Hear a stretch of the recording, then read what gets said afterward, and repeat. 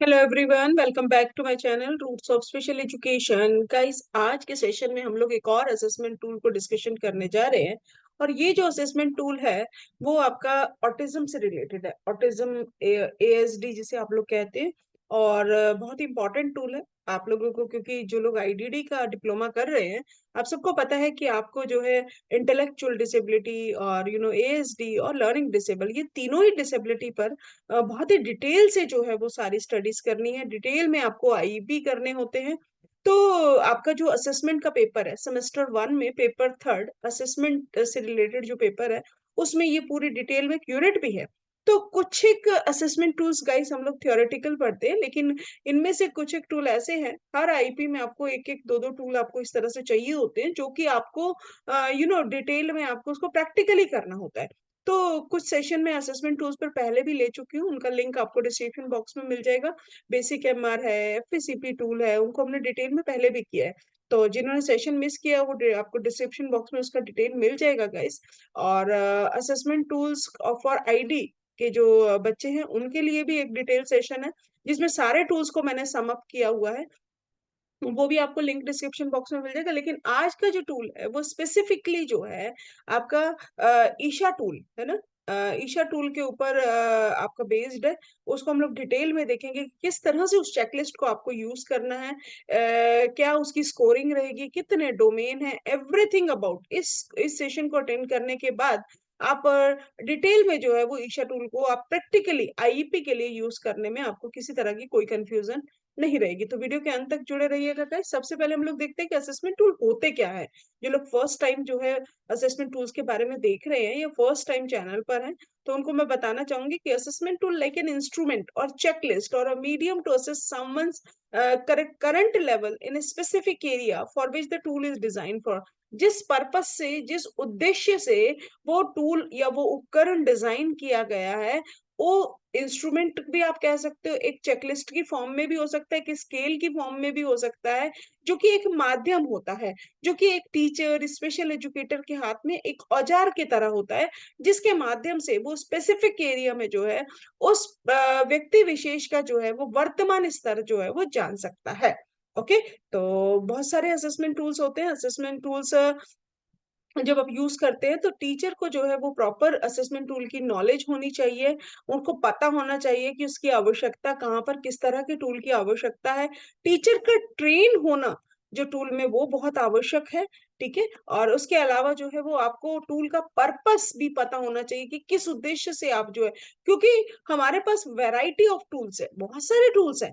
Okay. और जब आप देखेंगे पेपर थर्ड, जब आपकी मैं बात करूं, तो आप देखेंगे कि एक यूनिट पूरी की पूरी है ना, आपकी जो है थर्ड फोर्थ फिफ्थ यूनिट है। लाइक थर्ड यूनिट जो है वो एएसडी से कनेक्टेड है पेपर थर्ड की, है ना, सेमेस्टर 1 में। फिर फोर्थ यूनिट आईडी से कनेक्टेड है एंड फिफ्थ यूनिट आपकी एसएलडी से कनेक्टेड है। तो जब ये यूनिट स्पेसिफिकली डिसेबिलिटी को जिसको डील कर रही है, उसमें उससे रिलेटेड असेसमेंट टूल्स आपको जो है वो डिटेल में देखने को मिलेंगे। ओके। तो जब आपके पास इतने सारे टूल हैं, तो एक स्पेशल एजुकेटर को ये पता होना चाहिए कि हम लोग जो है वो टूल किस लिए यूज करने जा रहे हैं। तो उसके लिए आपको क्या क्या पता होना चाहिए। सॉरी। आपको जो है टूल में ट्रेन होना बहुत जरूरी है, प्रॉपर उसका यूज करना आना चाहिए, उसकी आवश्यकता आपको पता होना, क्यों कर रहे हो, किसके लिए कर रहे हो, पर्पस क्या है उस असेसमेंट का। और एज और डिसेबिलिटी, किस एज के लिए कौन सा टूल यूज करना है, किस प्रकार की डिसेबिलिटी के लिए कौन सा टूल यूज करना है। टूल बहुत सारे हैं। आपको पता होना चाहिए कि एएसडी के लिए हम लोग कौन कौन से टूल कर सकते हैं। आपको पता होना चाहिए कि आईडी के लिए कौन कौन से टूल कर सकते हैं। जब आपको इसकी जानकारी होगी, तो आप जो है वो प्रॉपर असेसमेंट टूल का सिलेक्शन जो है गाइस वो कर पाएंगे। ओके। तो आइए स्टार्ट करते हैं ईशा टूल के बारे में। तो सबसे पहले हम लोग बेसिक देखेंगे कि ईशा टूल होता क्या है ना। तो आइए स्टार्ट देखते हैं। ईशा टूल की कुछ बेसिक जानकारी स्क्रीन पर है। ईशा, जिसका फुल नेम जो है, कुछ लोग आयशा बोलते हैं, ईशा बोलते हैं। Okay. You can pronounce in any way, but spelling is ISAA, that is Indian Scale for Assessment of Autism। Indian scale for assessment of autism, नाम से ही समझ में आ रहा है कि भारतीय परिदृश्य में बनाया गया ये एक स्केल है। ओके। ये एक मापन यंत्र है जिसके द्वारा हम लोग क्या है कि ऑटिस्टिक जो बच्चे हैं, स्वलीनता के जो बच्चे हैं, उनका हम लोग जो है वो आंकलन कर सकते हैं। ओके।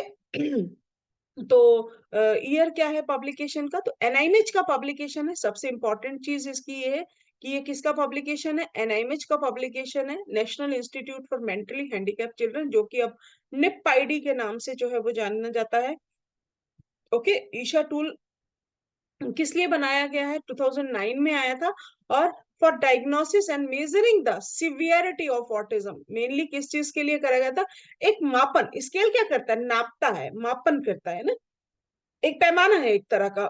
तो जो कि ये डायग्नोस करता है, ये निदान करता है कि जो स्वलीनता है उसकी गंभीरता कितनी है ना। जैसे आप लोग सब जानते हैं इंटेलेक्चुअल डिसेबिलिटी के हम लोग देखते हैं तो माइल्ड, मॉडरेट, सीवियर और प्रोफाउंड, है ना, इस तरह से हम लोग बोलते हैं ना, तो उसकी गंभीरता को दर्शाता है।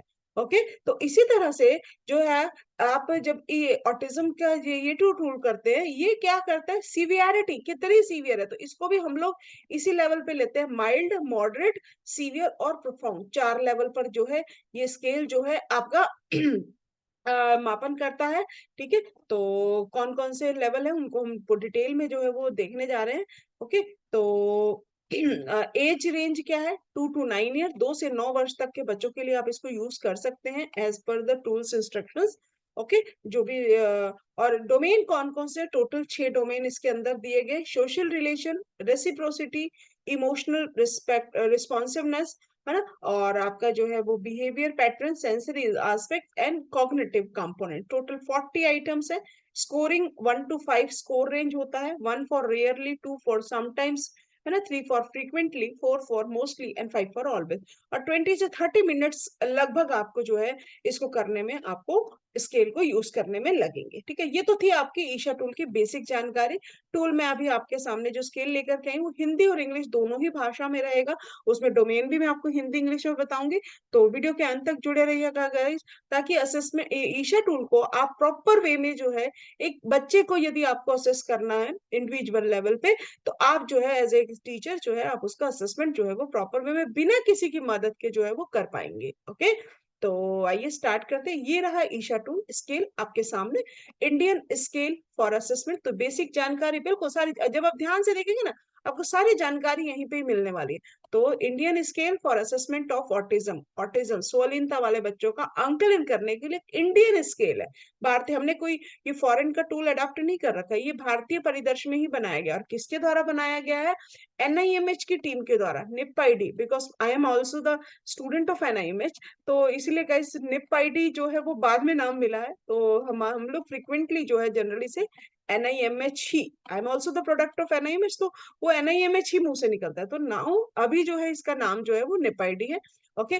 तो इसको थोड़ा सा ध्यान दीजिएगा, है ना। तो मैं बार बार अगर आपको बोलूं तो आप सिचुएशन को समझिएगा। तो Indian scale for assessment of autism, तो यहाँ पे आपको इस स्केल में आपको क्या करना है guys? इस स्केल में आपको बच्चे का पहले नाम भरना है। ठीक है। फिर उसका जेंडर, है ना, मेल है, फीमेल है। ओके। डेट, किस डेट को आप जो है वो कर रहे हैं, फिर डेट ऑफ बर्थ क्या है, एज क्या है, और एग्जामिनर मीन्स आपका अपना नाम, यू। ओके। आप एग्जामिन कर रहे हो, तो बकायदा यहाँ पे पूरी की पूरी डायरेक्शंस दे रखी है, और कौन कौन सी डायरेक्शंस है उनको आपको पढ़ना होगा। तो डायरेक्शन कौन कौन सी है कि below are the 40 statement, total 40 statement, 40 कथन दिए गए हैं। स्टेटमेंट का मतलब क्या होता है, कथन दिए गए हैं। और which are divided into 6 domain, जैसा कि अभी मैंने ऊपर आपको बताया था कि टोटल 6 डोमेन है। आपको सिर्फ टिक करना है, इसको कैसे करना है, आपको टिक करना है, मार्क द अप्रोप्रिएट रेटिंग, और रेट देना है। 5 पॉइंट रेटिंग स्केल है, ये 5 पॉइंट है ना, 1, 2, 3 and 4 and 5, तो 5 पॉइंट रेटिंग स्केल है। ओके। तो अब आपको करना कैसे, आपको बच्चे को ऑब्जर्व करना है जिसका आप असेसमेंट करने जा रहे हैं, या फिर by interviewing the parents, parents का इंटरव्यू करके भी आप जो है इसको आप कर सकते हैं, असेसमेंट जो है वो कर सकते हैं। क्लियर हो गई यहाँ तक बात, ये डायरेक्शंस में आपको, तो ये जानकारी आपको जो है वो स्केल शुरू करने से पहले आपको भरनी होगी, ये सारी जानकारी आपको चाहिए। तो बच्चा दे पा रहा है तो इज ओके, भैया आप बच्चे को ऑब्जर्व करिए। और कई बार ऐसा होता है कि बच्चा रिस्पॉन्स नहीं कर रहा है, क्योंकि आपको पता है ऑटिज्म में जनरली आई कांटेक्ट नहीं करता है बच्चा, कम्युनिकेट नहीं करता है प्रॉपर में, बहुत सारी बिहेवियर प्रॉब्लम्स होती है। तो हो सकता है कि वहां आपको दिक्कत है, तो आपको जस्ट 2 चीजें यूज करनी है, एक तो ऑब्जर्वेशन और दूसरी इंटरव्यू। ठीक है। एक ऑब्जर्वेशन और दूसरी जो है वो इंटरव्यू, और इस तरह से आप इस स्केल को लगभग, जैसा भी मैंने आपको बताया, 20 से 30 मिनट के अंदर जो है आप इसका जो है वो यूज कर लेंगे प्रॉपर वे में। ओके। तो आगे आगे मूव करते हैं गाइस। तो क्या है, फर्स्ट डोमेन की बात करते हैं। फर्स्ट डोमेन क्या है, सामाजिक संबंध और आदान प्रदान। तो घबराइएगा नहीं, हिंदी इंग्लिश में भी मैं ये स्केल आपको दूंगी, ठीक है। और आपको चाहिए होगा तो ये मैं पीडीएफ भी इसकी आपको जो है व्हाट्सएप ग्रुप में शेयर कर दूंगी। व्हाट्सएप ग्रुप का लिंक आपको जो है डिस्क्रिप्शन बॉक्स में मिलेगा। व्हाट्सएप ग्रुप आप ज्वाइन, वहां पे आपको सारी पीडीएफ और ये सब मैं गाइस वहां पे शेयर कर देती हूँ, जो भी नोट्स होंगे, पीडीएफ होगी, ठीक है। और जो भी आपकी पर्सनल कोई क्वेरीज है तो वो भी आपको वहां पे आप लोग जो है वो कर सकते हैं।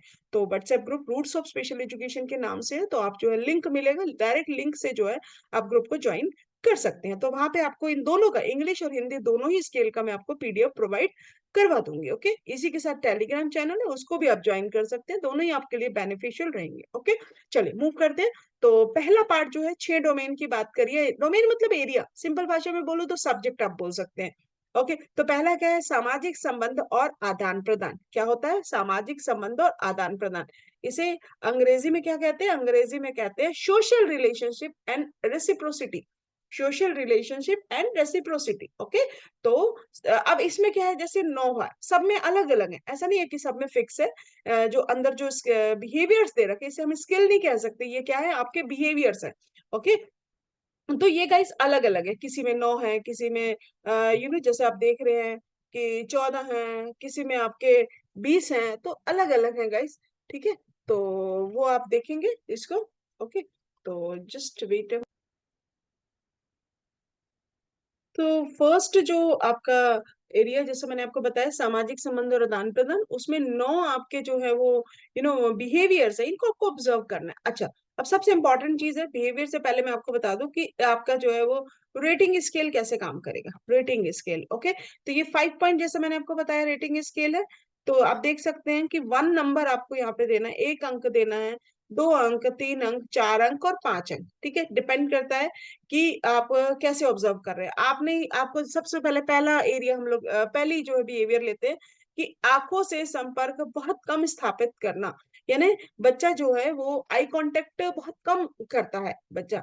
अब ये कैसा होता है, आप दिन में देखिएगा, क्या वो कभी कभार ऐसा करता है, आंखों से संपर्क कम स्थापित करना कभी कभार करता है, तो आपको 1 नंबर देना है। ओके, तो यहाँ पे थोड़ा सा कंफ्यूजन होता है, बिल्कुल ध्यान से समझिएगा बात को, ठीक है। कभी कभी ऐसा करता है, अब बात आपको क्या करना है कि वो आई कांटेक्ट कम करता है, बिहेवियर ये है, और ना ये जो कम स्थापित करता है ये कभी कभी बिरला होता है। बिरला मतलब कि बिरला मतलब कि अब रेयरली ऐसा होता है, तो आपको 1 नंबर यहाँ पे दे देंगे। लेकिन आपको लगता है कि नहीं ये कभी कभी करता है, तो आप 2 नंबर देंगे। अभी मैं आपको इस स्केल को आपको बड़ा नापने का बढ़िया सा तरीका बताऊंगी, ठीक है। बार बार करता है, फ्रिक्वेंटली ऐसा कर रहा है, तो आपको 3 नंबर देने होंगे, ठीक है। मोस्टली करता ही रहता है, अक्सर करता है बच्चा, और हमेशा करता है, तो 5 नंबर देंगे। अब आपको इसको 5 4 3 2 1 को नापने का एक बड़ा अच्छा तरीका बताती हूँ, मैं आपको एक ट्रिक देती हूँ। लाइक आप इसके 10 पॉइंट में से 10 नंबर दीजिए, ठीक है। आपको लगता है कि दिन में 10 में से बच्चा 2 बार ही ऐसा बिहेवियर करता है कि आंखों से संपर्क बहुत कम स्थापित करते हैं, तो आप 1 नंबर देंगे, दैट इज 20%। ओके, और यदि आपको लगता है कि दिन में यदि मैं इस बिहेवियर को 10 पॉइंट दूं और उसमें से बच्चा कितनी बार करता है, तो 4 एक बार करता होगा बच्चा, दैट मीन 21 to 40%, तो आपको 2 बार करना है, यानी कभी कभार करता है बच्चा। ओके, और ऐसा बार बार करता है, यानी 10 में से 6 बार, अगर हम 10 बार इसको देखें, आई कांटेक्ट हम उससे 10 बार कर रहे हैं, बच्चों से बार बार हम बात करने को, जब उसको जरूरत है आई कांटेक्ट करने की, तो वो लगभग ऐसा कम जो बिहेवियर करने का है वो 6 बार कर रहा है, तो आपको 3 पॉइंट देना है। 8 बार कर रहा है 10 में से, तो 4 पॉइंट देना है। और 10 में से 10 बार हमेशा ही, जब भी आप उसके पास साथ करोगे आई कांटेक्ट, 5 बार करोगे तो 5 बार कम स्थापित करेगा, 4 बार करोगे तो 4 बार कम करेगा। समझ आ गई बात की? तो दैट इज, ये है आपका एक स्केल रहेगा, ये आपका एक पैमाना रहेगा। क्लियर? तो इस तरीके से आप जो है इसको पॉइंट देंगे, ठीक है। अब नेक्स्ट क्या है, जैसे सामाजिक मुस्कुराहट का अभाव, है ना, सोशल स्माइल नहीं करता है बच्चा, ये है। तो ये अब अक्सर करता है बच्चा, लेकिन कभी रेयरली ऐसा होता है कि नहीं करता, तो 1 पॉइंट देंगे।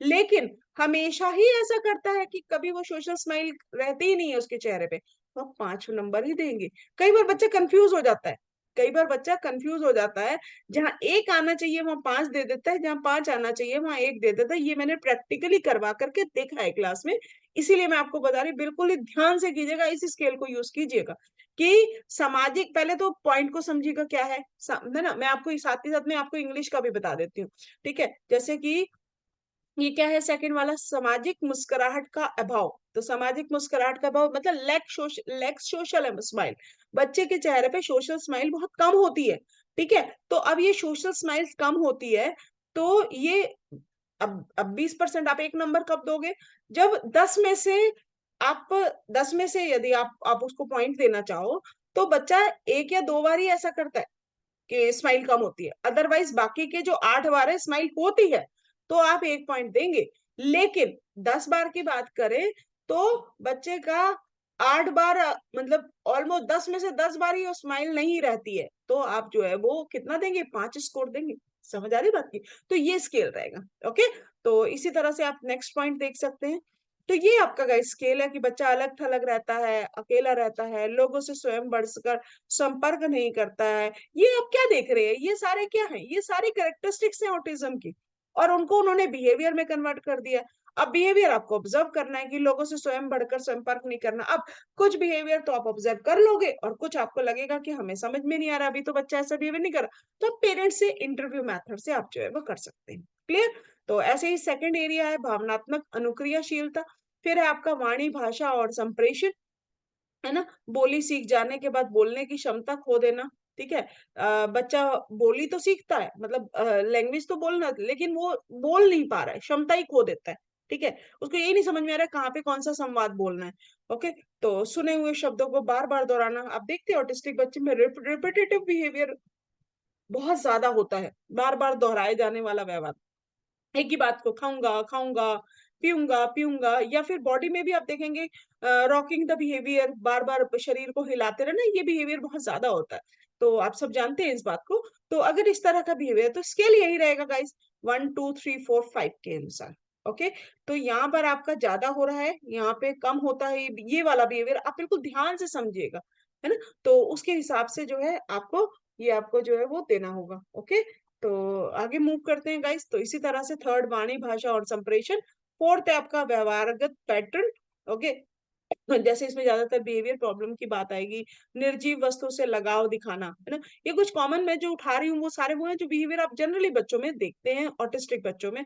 जैसे कि कुछ बच्चों को आप देखते हैं, पेंसिल आप उनको लिखने के लिए दो या कुछ काम करने के लिए, तो पेंसिल को ऐसे ऐसे करके रोल करते रहेंगे, है ना। मेरे पास एक ऑटिस्टिक बच्चा था, जब मैं आईपी एज ए स्टूडेंट जब मैं करती थी, डिप्लोमा कर रही थी, तो मुझे याद है कि एक बच्चा था और वो क्या करती थी वो लड़की कि फूल को लेकर के ना, फूल तोड़ा और फूल को ऐसे ऐसे रोल करके उसको कंटिन्यूअस देखते रहना, हाथों से उसको घुमाती रहती थी और देखती रहती थी, तो ये बिहेवियर था। तो निर्जीव वस्तु के, या फिर होता है कोई भी चीज, कागज या कोई ऐसी चीज उठा करके अपने बैग में भर लेना, उनको छोड़ना नहीं, एक ही चीज के प्रति जो है वो फिक्स हो जाता है उनका बिहेवियर कि उनको वही चीज चाहिए, उनको चेंज जो है ये बड़ी होती है कि चेंज उनको बर्दाश्त नहीं होता, चेंज नहीं, वो नहीं कर सकते, ठीक है। तो ये सारी चीजें जो है, जैसे देखिए समानता पर जोर देना, तो ये सारी, क्योंकि वो चेंज नहीं उनको अच्छा लगता है, उनको वही चीज चाहिए, एक कपड़ा पसंद है तो वही पसंद है, एक शूज पसंद है तो वही पसंद है, ओके। तो इसी तरह से सेंसरी एस्पेक्ट होते हैं और संज्ञानात्मक अवयव होते हैं, तो ये कुछ एक चीजें हैं। तो कुछ चीजें ऐसे है गाइस, हिंदी भी कई बार थोड़ी सी प्रॉब्लमेटिक हो जाती है कि समझ में नहीं आती है, तो हिंदी इंग्लिश दोनों ही आपके सामने कई बार इंग्लिश का कंसेप्ट जल्दी हमारे को चीज समझ में आ जाती है, तो इसलिए मैंने आपको दोनों ही चीजें देने का प्रयास किया। तो आप इनको बिहेवियर को ध्यान से पढ़िएगा, ठीक है। जिस भी भाषा में आप करना चाहे कोई दिक्कत नहीं है, ठीक है ना। जैसे बोले समानता का, तो इंसिस्ट ऑन सेमनेस, जैसे भी बताया कि सेम चीजों को उनको जो है वो उनको लगाव होता है कि वही चीज उनको जो है वो चाहिए होती है, ठीक है। तो हैज अनयूजुअल विजन, है ना, देखने में आप देखते हैं कि कुछ अजीब तरीके से देख रहे हैं, okay. Sensitive to sensory stimuli, okay, किसी भी लाइट के प्रति या इस तरह का उनको बहुत ज्यादा सेंसिटिव होते हैं कि वो नहीं चाहिए, या वो पर्टिकुलर कलर के प्रति उनको दिक्कत होती है। यहाँ पे एक पॉइंट है 40, ये थोड़ा कंफ्यूज करता है, चाहे वो हिंदी हो या इंग्लिश हो, दोनों ही उसमें, है ना। विद्वत प्रतिभा का होना, विद्वत प्रतिभा या फिर यहाँ पे इंग्लिश में दे रखा है हैज सेवेंथ एबिलिटी। ये मतलब इसका ये होता है कि कोई बिल्कुल हट करके उनके अंदर कोई एबिलिटी होती है, कोई योग्यता होती है, that is positive point, okay. वो हो सकती है कोई याद रखने की योग्यता, कोई म्यूजिक से रिलेटेड, कोई पर्टिकुलर म्यूजिक बड़ा अच्छा बजा लेते हैं, कोई किसी की आवाज बड़ी अच्छी होती है, किसी की मेमोरी बहुत अच्छी होती है, तो इसको बोलते हैं विद्वत प्रतिभा। तो क्या प्रतिभा प्रतिभा सॉरी, तो ऐसा कोई कॉग्निटिव कंपोनेंट है उस बच्चे में, तो वो आप जो है उसके अनुसार जो है उसको स्केल देंगे। तो ये गाइस ये 40 पॉइंट्स है, इसके अनुसार सब में अलग अलग है, सारे पांचों डोमेन में सब में अलग अलग है ना। Emotional responsiveness, speech language and communication, behaviour pattern, sensory aspect, cognitive component, तो ये 6 डोमेन है, 6 डोमेन के अंदर 40 पॉइंट्स है। अब आप क्या करेंगे, लाइक आपने सब में इस तरह से पॉइंट दे दिए, किसी में 1 आया, किसी में 2 आया, किसी में 3, किसी में 4। अब आप बताइए मुझे कि मैक्सिमम इसमें कितना स्कोर हो सकता है। मैक्सिमम सब में मान लीजिए 5 आ सकता है ना 5, तो टोटल 40 है, तो टोटल स्कोर मैक्सिमम 5 से ज्यादा तो स्कोर होगा नहीं। मान लीजिए 40 की 40 में 5 आया, तो टोटल स्कोर कितना हो सकता है, टोटल स्कोर आ सकता है आपका, कितना आ सकता है, कितना आएगा, 200, यही आएगा ना 200, है ना। तो यानी इससे ज्यादा स्कोर जो है वो नहीं होने वाला, इससे ज्यादा स्कोर जो है वो नहीं होने वाला। अब आप देखिए, ये उन्होंने आपको जो है वो क्लासिफिकेशन करने का तरीका बता रखा है। अब आप जो भी स्कोर देंगे आप उसको टोटल कर लेंगे, है ना। किसी में 1 आया, किसी में 2, 3, 4, 5, तो आप उनको सबको टोटल कर लीजिएगा। लाइक क्योंकि और लेकिन जैसे 37 है, तो या तो इसमें 1 आएगा, या 2 आएगा, या 3, 4 या 5। ऐसा नहीं है कि एक में 1 भी आ गया और 5 भी आएगा, ऐसा नहीं आएगा, एक ही स्कोर आएगा। मान लीजिए इसमें 1 आया, ठीक है, लेकिन इसमें जो है वो 4 आ गया, तो ये आपको, तो अब आपको क्या है, टोटल करना है ना। मैं आपको एक एरिया का एक का करके दिखा रही हूँ, देखिए। तो इसका जो है वो टोटल कितना हो गया, इसका जो है वो सपोज इस वाले डोमेन का टोटल जो है वो कितना हो जाएगा, 4, 1, 5, है ना, और 6 जो है वो कितना हो गया, 11 हो गया। कितना हो गया, 11। तो इसी तरह से गाइस ये सारों का जो है वो टोटल हो जाएगा। टोटल होने के बाद में आपको ये आपका जो है वो आपका इवैल्यूएशन करने का होगा, आप जिसे डायग्नोस करेंगे। यदि अब क्या करेंगे, आपको डायग्नोस करने का क्या रहेगा, यदि आपका जो स्कोर है बिलो 70 आता है, 70 से कम है, तो ऑटिज्म नहीं है बच्चे को, तो ऑटिज्म है ही नहीं बच्चे को। ओके, बिलो 70 यदि स्कोर आता है तो ओके। अगर 70 से 106 तक का स्कोर आएगा तो माइल्ड ऑटिज्म हो जाएगा। ओके, यदि 107 से 153 तक स्कोर आएगा तो आपका मॉडरेट ऑटिज्म हो जाएगा। और यदि अबव 153 स्कोर आ गया तो ऑटिज्म किस लेवल पे है, सीवियरिटी लेवल पे है। तो ये स्केल है जिसको आपको यूज करना है। गाइस दोनों का पीडीएफ हिंदी इंग्लिश आपको मैं व्हाट्सएप ग्रुप पे आपको प्रोवाइड कर दूंगी, ठीक है, आप वहां से इसको ले सकते हैं। ओके, तो आई होप कि आपको ये समझ में आ गया होगा। अब यदि फिर भी कोई क्वेरी है, यदि इन 40 स्केल्स 40 जो बिहेवियर्स हैं, यदि आपको लग रहा है कि अभी भी कोई समझ में नहीं आ गया, जैसे मुझे लगा था ये थोड़ा डिफिकल्ट है, तो मैंने गाइस इसको जो है इसको मैंने वो कर दिया ठीक है, इसको मैंने आपको बताया कि विद्वत मतलब कि कोई हट करके कोई एबिलिटी होना, दूसरों से हट करके। तो ऐसे यदि आपको किसी और में भी बिहेवियर में लगेगा तो कमेंट बॉक्स में कमेंट करके जरूर पूछिएगा, ठीक है। तो हिंदी इंग्लिश दोनों है, तो मुझे नहीं लगता कि किसी भी भाषा वाले को प्रॉब्लम होगी। फिर भी अगर किसी तरह की इसको यूज करने में अपनी तरफ से मैंने मैक्सिमम आपको बताने का प्रयास किया है ना। तो फिर भी देखिएगा, अगर यूज करने में कोई प्रॉब्लम हो तो प्लीज मुझे कमेंट बॉक्स में कमेंट करके बताइएगा, उसका आंसर आपको वहां पे जरूर मिलेगा गाइस। तो thank you so much guys. इसके अलावा जो है आपके जो है सेमेस्टर 1 के जो है वो पेपर अपलोड किए जा रहे हैं। पेपर 1 ऑलरेडी अपलोडेड है, इंट्रोडक्शन टू डिसेबिलिटी का। और आज आपका जो कल जो है सुबह आपको जो है वो पेपर 2 कैरेक्टरिस्टिक्स ऑफ आपका जो है कैरेक्टरिस्टिक्स ऑफ डेवलपमेंटल डिसेबिलिटीज का भी आपका नेक्स्ट थर्ड वीडियो जो अपलोड कर दिया जाएगा। तो इसी तरह से फर्स्ट सेम को हम लोग कंप्लीट करने जा रहे हैं, क्योंकि राजस्थान में जो है सेमेस्टर वाइज एग्जाम हो रहे हैं, तो वहाँ पे आपके एग्जाम भी है। और इसके साथ साथ में मैं इनको इसलिए अपलोड भी कर रही हूँ गाइस, ये पूरा प्रीवियस ईयर क्वेश्चन पेपर को ध्यान में रख करके तैयार किया जा रहा है, ताकि जो बैक के पेपर्स भी अब आपके आने वाले हैं तो उसमें भी आपको किसी तरह की कोई दिक्कत ना हो। ओके, तो यदि आप लोग गाइस यूनिट वाइज आपको लगता है कि हमें पढ़ना है और पर्सनल कुछ एक वीडियोस भी आपको चाहिए, क्वेरीज हैं, बीएड के स्टूडेंट्स हो या वेदर एमएड के स्टूडेंट हो, तो आप जो है चैनल पे जाकर के ज्वाइन बटन को ज्वाइन करके मेंबरशिप जुड़ ले सकते हैं। उससे क्या है, आपके जो है वो कमेंट्स को भी प्रेफरेंस दी जाएगी और आपके जो भी आपकी क्वेरीज हैं उनको जो है प्रेफरेंस दे करके आपका जो है आंसर दिया जाएगा, और उसके अकॉर्डिंग जो है आपको वीडियोस जो है वो प्रोवाइड करवाए जाएंगे। तो thank you so much guys. Thank you. अगर आपको सेशन अच्छा लगा हो तो आप जो है अपने फ्रेंड्स के साथ में लाइक करिएगा और फ्रेंड्स के साथ में शेयर भी कीजिएगा। Thank you so much guys.